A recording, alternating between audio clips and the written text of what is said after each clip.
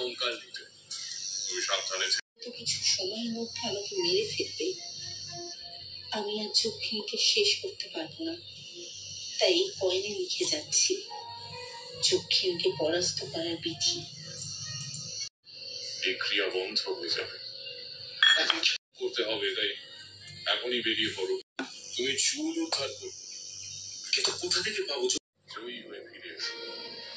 যাও, মা তোমার সন্তান